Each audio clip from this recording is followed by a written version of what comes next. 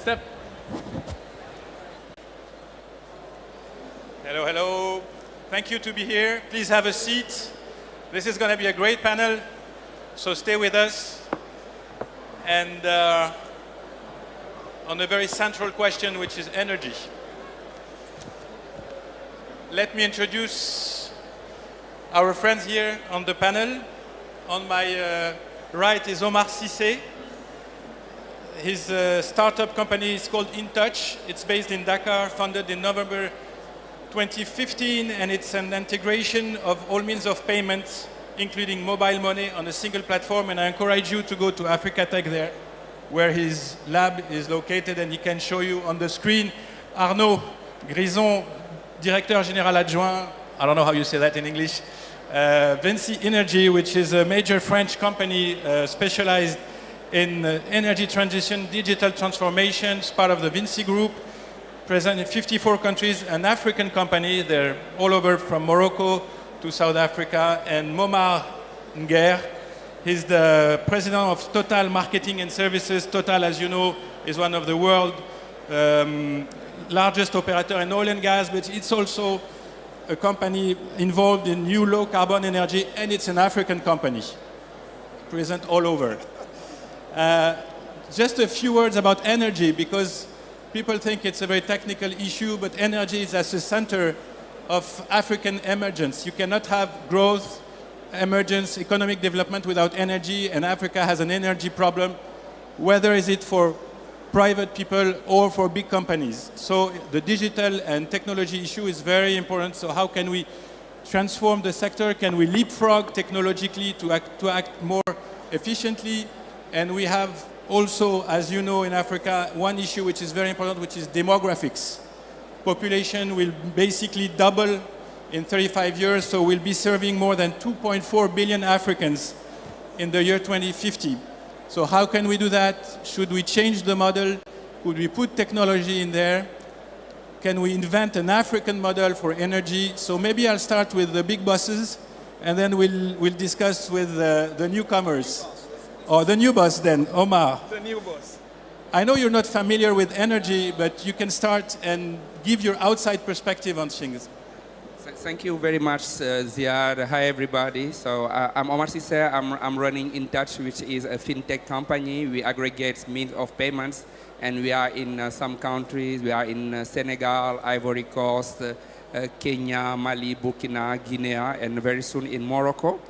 As you said, it's not my favorite topic because I'm not really in energy like the others. But what I can say is that, of course, energy is critical for Africa, above all for the coming years. As you said, the population will double in 2015. And at this stage, today, we are already lacking of energy. We have a lack of energy.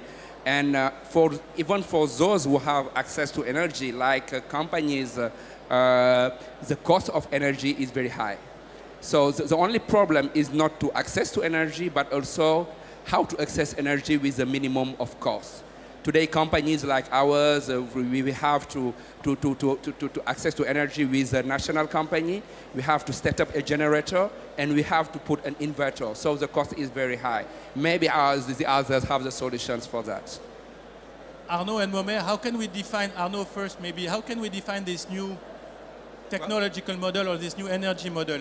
Well, as Omar said, there's a big need of energy. Just to give you a figure, I think the total production of Africa is 1/8 of the production of China, whereas the population is the same. There's almost 1 billion inhabitants in Africa, 1 billion in China, and the capacity of China is 8 times the capacity of Africa. So there's a huge need for production. That's one thing. And as Omar said also, there's disparity in access. Some countries like Morocco have 100% access to electricity, and others has 1 to 5%. Average in sub-Saharan Africa is 30 to 50%. So for everybody to be connected, to have access to energy is the second challenge. But then, if you want to do that, there's a huge need, but you need finance. You need to finance all these needs. There are 3 sources of finance. The first source, and it's already present in Africa, it's all the international sponsors. that are dedicated and committed to energy projects in Africa. There's also private investors like Total, like mining companies that can help enhance the network and enhance the production capacity. And the third one is the public, the consumers. And for companies like big utilities, to make sure that the consumer pays, that they have the means to collect the money, to collect the bill. It's also a way for them to help finance their project. Momar? Again, just setting the stage. Today, we have 600 million people without access to energy in Africa, right? 600 million. If we do not change the model, by 2040, the population will have doubled, we'll still have 600 million people without access to energy, right? If you don't change the model, which means that the percentage of people without access to energy will reduce by half. However, you'll still have 600 million people without access to energy. Out of those 600 million, you are going to have 450 million in rural areas. 450 in rural areas. That means that whatever way you look at this, first you have a question of just balancing, and a question of somehow how do you handle those populations in rural areas. Again, those populations in rural areas are the populations who, because they lack access to energy, are those who are migrating to the suburbs of the capitals in Africa and who ultimately migrate to Europe. So there you are. Either you change the model or you are going to leave outside this modern world 450 million Africans in 30 years' time. So we have no option but to change the model. But does technology allow the leapfrog, or how can, practical terms, how can we do? I think Africa is also a big opportunity for innovation, because there's so much to do, the needs are there, then there's no barrier for technology. I mean, you can, in Europe you have networks, you have old networks, but then to transform the networks, it takes some time, it takes a lot of investment. In Africa, you can be smart from the start. You need microgrids, you need smart solutions. So provided that you have the money, provided that you have the governance to develop these projects, then you can test everything. And there's no way that you can say, I don't want this technology, I don't want that. Given the gap, given the population that needs access to electricity, I mean, you have to do everything. You have to try everything. So it's a great land for testing, for smart grids, for small solar farms. Like in Senegal, they have some solar farms with hybrid solutions, just to be as efficient as possible. So it's a great way for everybody who wants to innovate. It may be difficult in Europe, it may be difficult in America, but I think in Africa, given the needs, I mean, but it's for you. Who's going to finance that? The customers, the states, the international funders? I mean, who's going to pay the bill? I think everyone. Okay, so how can we get customers first? And probably that's for Omar. Everybody will have to pay the bill, as he said. But as you may know, there have been many initiatives with microcredits that are trying to finance these kind of solutions, helping people to access easier to these solar solutions and others. But the big problem, the big issue is that the payback is very low. People don't really pay, not because they can't, but the system is very complex in Africa, so the payback is very low. What is happening? So the more and more you have companies trying to set up solutions and setting up pay-and-go systems.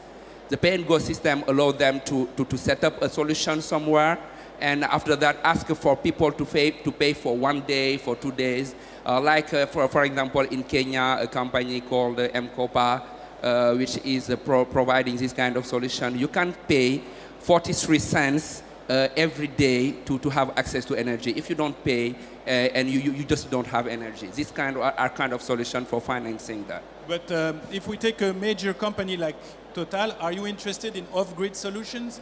Are you ready to have customers and an off-grid approach, or do you want to deal with major buyers? No, we are interested in, because our motto in Total is to give access to energy to as many people as possible, to make it affordable. The question is, how do you make energy affordable to the population? When you are talking of the grid, the main issue, when you talk to those in charge of electricity utilities, they tell you, my issue is not that much in terms of generation. My issue is transmission and make it available to the end user. Now, how can I make it available to the end user? How can I make it affordable? My role is to make, when I joined Total more than 30 years ago, most of you were not born then, I was in marketing, and I used to sell kerosene. Kerosene is what you use on the home system lamps, to illuminating kerosene. I used to sell that as marketing manager in one of our affiliates, and the system was that somebody will buy from a service stations in a city, transport it in drums into regional city, and out of there to the province, and out of there to the village. By the time a liter of kerosene will reach the end user, because of all costs associated, the price will have been multiplied by 4, more or less. Now, with the solutions that the likes of Momar are providing, you're able to give access to the customer to energy without incurring all those costs in the system. You generate and you sell directly to the customers. Hence, you have a significant effect in terms of ultimate cost to the consumer. That's why we, in Total, we've decided to invest into companies like the InTouch and a company like Whistle, the other companies where we've decided it's part of our role. You cannot be the oil company that is the leader in Africa and think 1 second that you can distantiate yourself from what are the issues of the continent. I mean, that's the recipe for disappearing. We have to own what is at stake in each of the countries we're operating in, and we know that power is one of the issues at stake in the countries in Africa.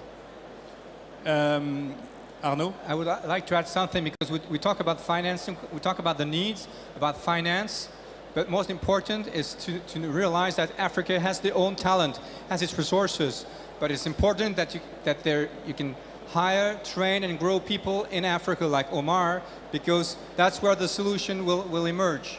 And that's what we do at Vincey Energy. I mean, it's not solutions from Europe, it's solutions from Africa. We train them in Morocco, we train them in other countries in Africa, but to be sustainable, the talent have to come and stay in Africa. Momar, what do you think about this education, formation, talent issue? How did you yourself, how did you manage to... As you said, education is key. I'm myself a pure product of Africa, a pure product of Dakar. And you have many talents in Africa, but we have to use them at the best way. And to us, working on these kind of challenges and working with partners like Total, as we're doing with Atos also, which invested in our company, is a great opportunity to give the local players, local talents to express themselves and develop great solutions. that will have a great impact on Africa. And we thank very much these partners today because they allow hundreds of people coming from abroad, coming from everywhere, working in Africa, trying to set up this kind of solution. And I think that for the future, hopefully it will push these companies work more with the startups and talents to try to find a solution for these kind of issues.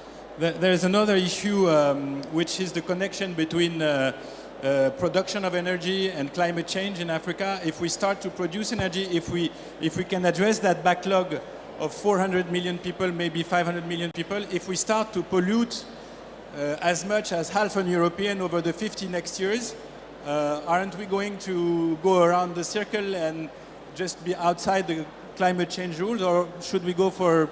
I think today in Africa, with the total capacity for production, I think only 18% come from renewable. I think there's only 10% of hydro which is used in Africa. So there's a big room for enhancing the hydro capacity. And then solar farms, I mean, they're quick. You can build quickly solar farm and have small grids and connect them to the grids. In some countries, like in Morocco, you have wind farms. So there's a huge potential for renewables, and I think Africa can get the right mix from the start. So that's what I said. They can leapfrog a generation and use all the renewables that are available in Africa, because they have solar, they have wind, they have hydro, and for them it's a good way to be climate aware. Momar? Yes. You're part of the old world and the new world, so how can you address this issue of... Well, because we believe that you need a proper mix. We in total, we are one of the main players in renewables now, because we were first mover, because we were we are still the majority shareholder in SunPower. SunPower is the leader in solar panels in the US. Total is the main shareholder. In addition to that, we made the recent move. We acquired last year Saft, the battery company. We made an investment into RN, now it's called Total RN, developing hydro and wind and solar solutions. So we believe that you need to have a proper mix in Africa, and we are one of the main players in gas. Gas is part of the fossil fuels, but cleaner than oil itself. Where the issue is we do have a problem in Africa with coal. I'm very concerned when I see all the coal projects that are still being considered by African governments at a time where prices of gas are cheaper and cheaper, because you have a complete disconnection now between prices of gas and the prices of oil. The prices of oil are reached $80, double in less than 2 years' time. You cannot see that in the gas market. So gas is one of the solutions, and today you have significant improvements in terms of technology for gas. So we are pleading for all those. Just one thing. In terms of access to energy, I was born in a family of politicians. My dad was an MP of a rural area. Guys, you know what? You can't imagine what it means when you live in the rural area to have no access to electricity. That means that by 7 p.m., life stops. 7 p.m., that means that you reduce the life of people by 3-4 hours per day as compared to somebody who was living in an urban area. Just, I see the clock and you see it too. I'd like each one of you in 2 words, 2 keywords for energy in the future in Africa. We start with Omar, 2 words. Financing is key, and aggregator can help it easily.